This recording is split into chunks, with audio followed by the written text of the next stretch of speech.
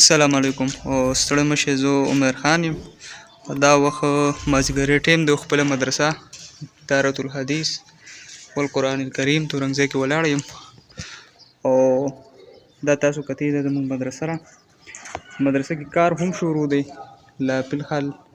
لا سپیانې مپیانې نه دي شوې خو دا تاسو کتئ شئ دا کلاسونه دي د دې ځای نه دا برنډه تر هغه سره پورې دا کلاسونه دي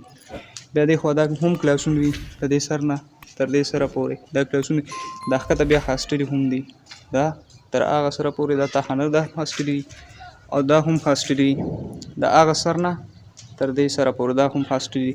مخامخ کو تاسو کتئ شئ دغه پارکینګ لاټ دی زه به لږ زوم ان شم دا پارکینګ لاټ دی ورپسې بیا د سیمټو رابوجه چې پکې پرتې دا پکې ورکوټ شان دکان دی ورپسې بیا مطبخ دی لنګر دی او دا پکې کتئ شئ تاسو دا جومات دریم چت دی جومات دریم چت دی لنټر اچولې شوي دي پلستر لا پاتې دی فرشونه لا پاتې دي فټینګونه پاتې دي دا کتئ شئ تاسو دا د جومات دریم چت دی یو کنال کې تقریبا دا یو چت دی ورپسې بیا ښکته بل خال دی او دا مدرسه تاسو ته دا هم وایم چې دا مدرسه د شیخ القرآن والحدیث حضرت مولانا یوسف احمد صاحب ده چې په دې کې هغوی موقوف علیه وړه دوره په خپله پړاوی انشاءالله سبا نه بله به سبقونه شروع کېږي زموږ پکې هم په خپله شپږمه درجه را او داخلې له راغلي وو انشاءالله داخله به مخلو او سبقونه به مو وایو کوشش کوم چې تاسو ته ښکته هاسټلې هم وښیم او ښکته د دارالحدیث حال تاسو ته هم وښیم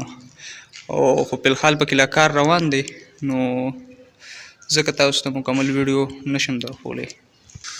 که تاسو وګورئ نو دې ځای نه دا تاسو ته سولر سیسټم هم ښکاري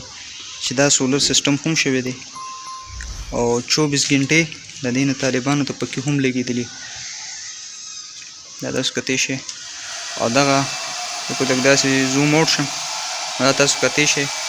د دې خوانۍ کمره چې کومه ده نو دا د استادانو دفتر دی او زه ځکه مکمل ویډیو وضاحت سره نشم کولی چې یو خو کار شروع بل دا چې استادان هم ناست دي دا د جومات دویم چت دی دې کې د دارالحدیث دی دا د شیخ صاحب په خپله دې ځای کې ناست دي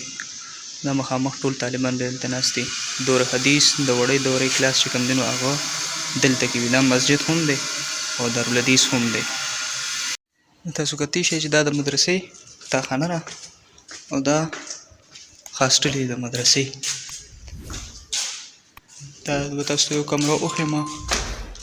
چې دا تاسو کتئ شئ دا د یو هاسټل یوه کمره ده په دې کې تقریبا 10-12 طالبان دا ځای کېږي خو په الحال ګنده پرته ده طالبانو کمرې دي یو بل دا ده چې له سبقونه نه دي شروع شوي دا زموږ زاړه کلاسونه وخته تنویره تاسو کتئ شئ جامعه دارالعلوم دارة الحدیث تورنګزی تاسو کتئ شئ دا هم کمره دا زموږ زوړ دفتر و تقریبا د نن نه 15 کاله مخکې او دا د جوماتو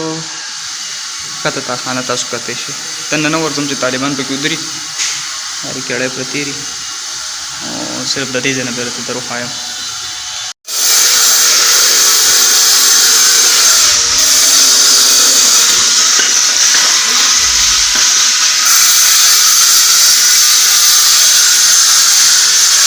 دا مدرسې انټرنس ګیټ ته داخلېدو